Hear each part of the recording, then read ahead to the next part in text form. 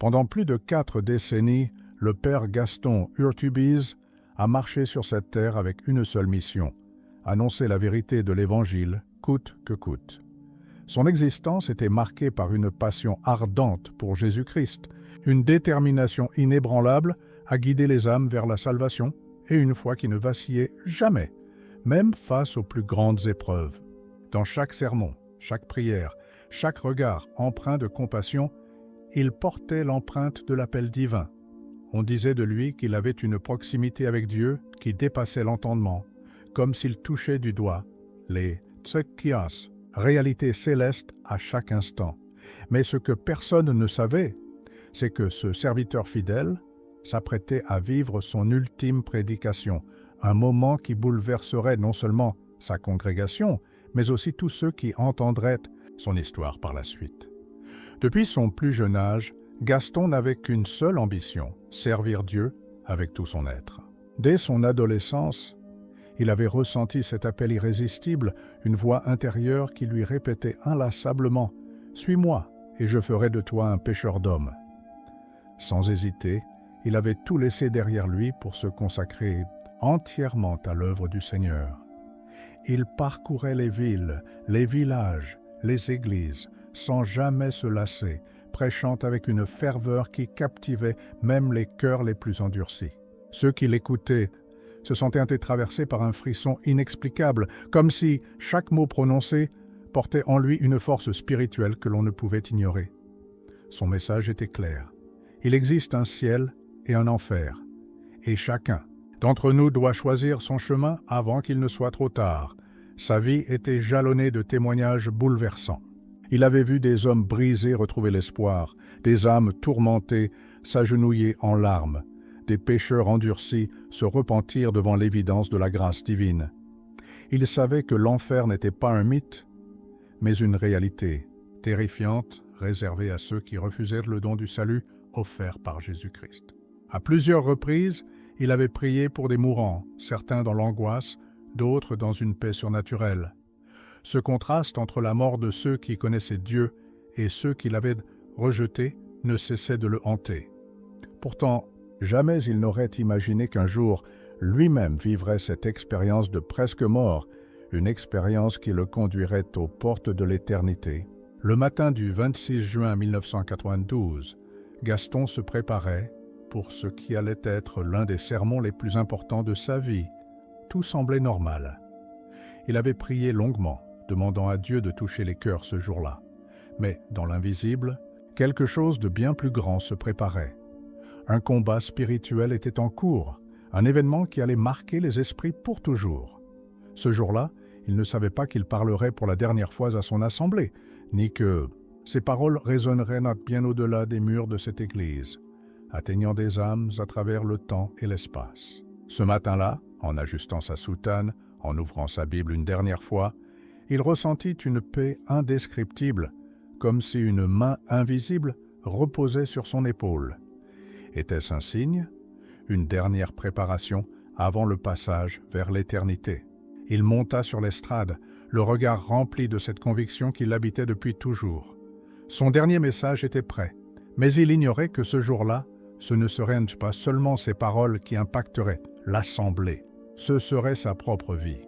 Ce qui allait se passer quelques minutes plus tard défiait toute logique, toute explication humaine, un événement qui allait secouer la foi de chacun, un miracle ou peut-être un avertissement que personne n'oublierait. Jamais. Le 26 juin 1992, l'église était remplie. Les fidèles s'étaient rassemblés comme à leur habitude, attendant avec impatience la prédication du père Gaston Urtubise. Il se tenait là, au centre du pupitre, sa Bible ouverte devant lui, le regard empreint d'une intensité inhabituelle. Ce jour-là, il prêchait sur un sujet qui lui tenait à cœur, la réalité de l'éternité. Sa voix résonnait avec une autorité indiscutable, tandis qu'il évoquait la nécessité de se préparer à rencontrer Dieu. Ses paroles étaient puissantes, presque prophétiques.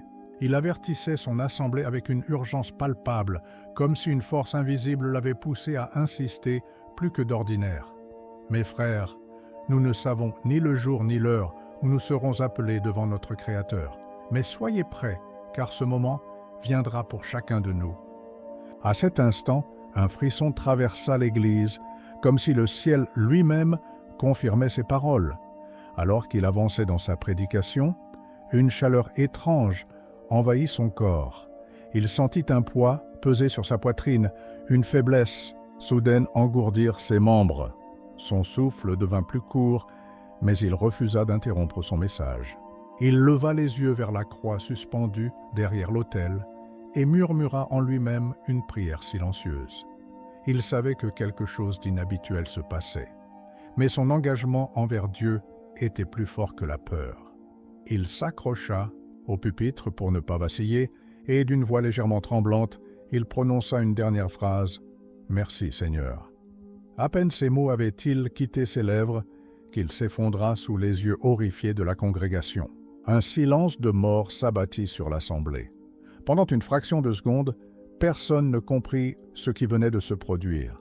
Puis des cris, des pleurs, des prières éclatèrent dans toute l'église. Certains se précipitèrent vers lui, tentant désespérément de le ranimer. D'autres restaient figés, paralysés par la stupeur et la crainte.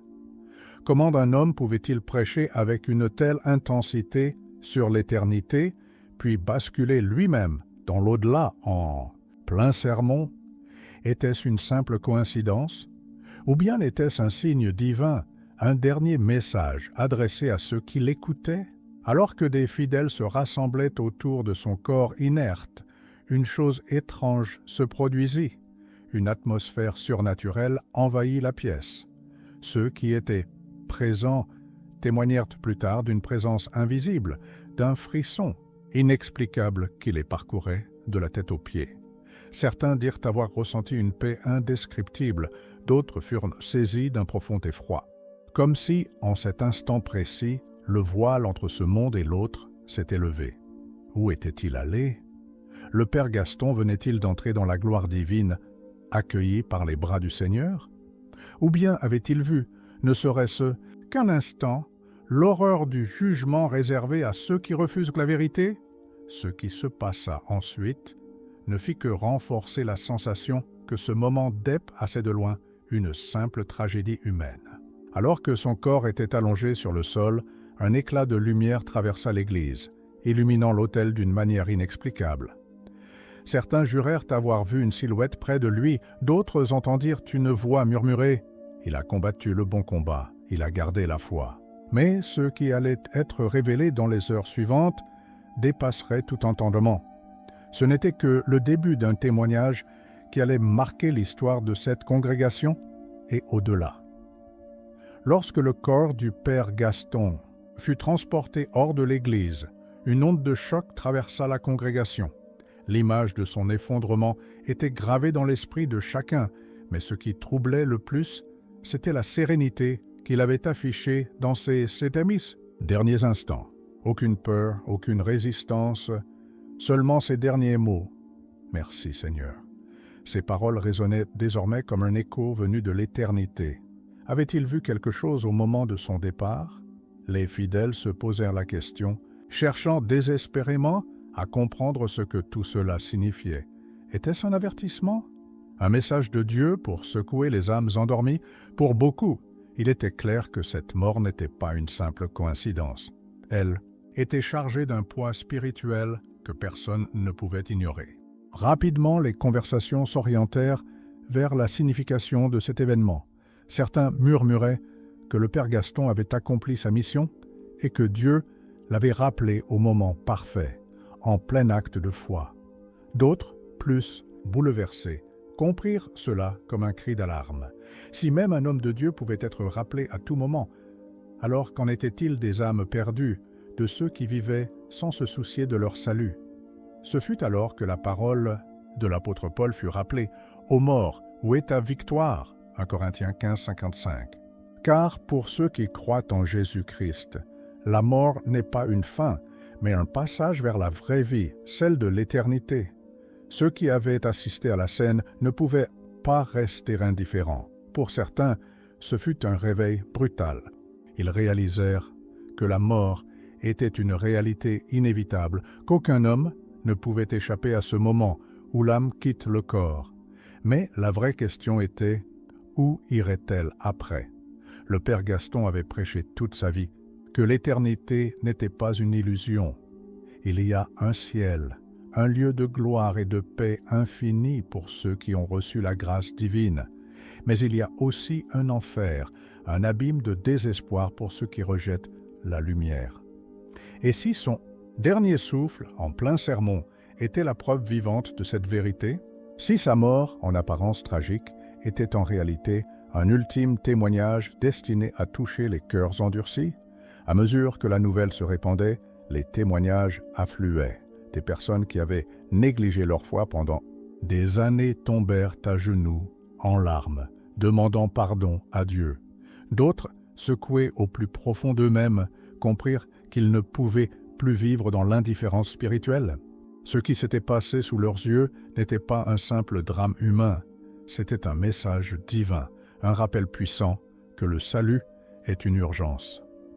Le père Gaston avait prêché jusqu'à son dernier souffle, et même après sa mort, sa voix résonnait encore dans l'âme de ceux qui l'avaient entendu.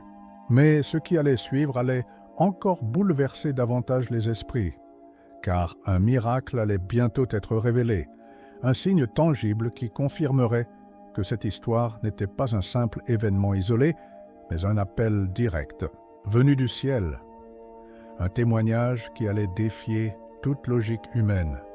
Les jours qui suivirent la mort du père Gaston furent marqués par une agitation spirituelle sans précédent. L'Église, autrefois un lieu de routine pour certains fidèles, était maintenant envahie par une atmosphère chargée de mystère et de crainte. Les bancs, eux, se remplissaient comme jamais auparavant, et ceux qui avaient resté tièdes dans leur foi sentaient désormais une brûlure intérieure. Ce n'était pas une peur ordinaire, mais une prise de conscience soudaine de la fragilité de la vie et de l'inévitabilité de l'éternité. Beaucoup se souvenaient de son dernier message, de ses paroles puissantes sur la nécessité d'être prêt à rencontrer Dieu. Était-ce un hasard qu'il ait rendu son dernier souffle en injustice-opéant, prêchant précisément sur ce sujet, ou bien était-ce un avertissement divin pour secouer les consciences? À mesure que la rumeur se répandait, l'Église devint un lieu de pèlerinage spontané. Des hommes et des femmes, parfois étrangers à la foi, entraient dans l'édifice, avec une expression grave cherchant des réponses. Certains disaient avoir rêvé du père Gaston, vêtu de blanc, leur rappelant l'urgence du salut. D'autres témoignaient d'un étrange poids dans leur cœur, une conviction inexplicable qu'ils devaient de se repentir immédiatement. Ce n'était plus une simple histoire. C'était un mouvement qui touchait des âmes de toutes parts. Ceux qui avaient résisté pendant des années à l'appel de Dieu se retrouvaient à genoux, en pleurs, demandant pardon. Une chose était certaine, la mort du prêtre n'avait pas été vaine. Le parallèle avec Étienne, le premier martyr chrétien, devint évident pour beaucoup. Dans Actes 7, 55-56, Étienne, rempli du Saint-Esprit, vit les cieux s'ouvrir et Jésus debout à la droite de Dieu avant d'être lapidé. Son témoignage n'avait pas empêché sa mort, mais il avait bouleversé ceux qui l'avaient entendu. N'était-ce pas ce qui se passait ici? Le père Gaston n'avait pas été persécuté par des hommes, mais il était tombé en proclamant la vérité avec une foi inébranlable. Son dernier sermon n'était pas un adieu, c'était une dernière semence plantée dans le cœur de ceux qui l'avaient entendu. Et maintenant, cette semence germait, produisant un réveil inattendu. Mais parmi cette vague de repentance et de recherche spirituelle, il y avait aussi ceux qui restaient sceptiques. Certains murmuraient que tout cela n'était qu'une exagération, une tentative d'interpréter un simple accident comme un signe surnaturel. Mais comment expliquer ce qui allait se produire ensuite? Car le miracle ne faisait que commencer. Ce que Dieu s'apprêtait à révéler allait non seulement confirmer la réalité de l'éternité, mais aussi bouleverser à jamais ceux qui en seraient témoins. L'écho de la mort du père Gaston ne s'était pas estompé. Au contraire, il résonnait de plus en plus fort dans les esprits.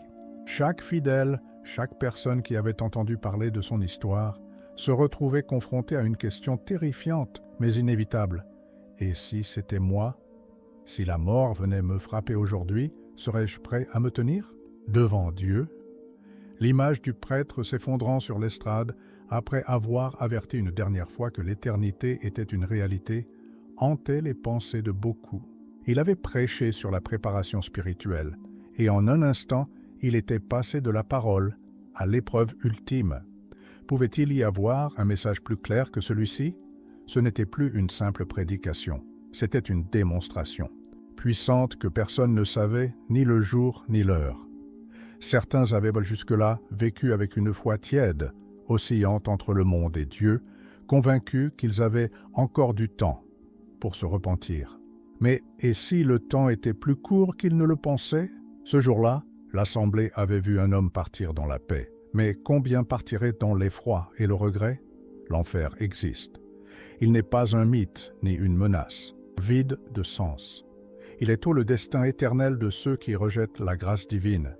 Et si le Père Gaston avait été rappelé précisément pour montrer la différence entre une mort dans la certitude du salut et une mort dans l'incertitude et la peur? Combien d'âmes s'étaient éteintes sans avoir eu le temps de prononcer un dernier « Merci Seigneur ». Le livre de Jacques 4,14 dit « Vous ne savez pas ce que votre vie sera demain. Vous êtes une vapeur qui paraît pour un instant et qui ensuite disparaît. La vie est une brume, une poussière soufflée par le vent du temps. Pourtant, combien vivent comme si cette terre était leur royaume éternel? Combien repoussent l'appel de Dieu sous prétexte qu'ils s'en occuperont plus tard? Mais qui peut garantir qu'il y aura un plus tard? Chaque battement de cœur est un miracle, chaque respiration est une grâce accordée. Mais cette grâce ne dure pas éternellement. Face à un tel avertissement, une seule chose restait à faire, prendre une décision. Vivre avec insouciance, comme si la mort était une lointaine possibilité, ou tomber à genoux devant Dieu et s'abandonner à lui tant qu'il en est encore temps. Ceux qui entendaient cette histoire n'avaient plus d'excuses. Le signal d'alarme avait été tiré, mais allaient-ils l'ignorer ou allaient-ils enfin ouvrir leur cœur à la vérité? Car ce qui allait suivre serait encore plus bouleversant. Un miracle, un signe surnaturel allait confirmer que Dieu appelait à la repentance, et ce serait impossible à ignorer. L'histoire du père Gaston Urtubise n'est pas simplement celle d'un prêtre qui s'est effondré en pleine messe.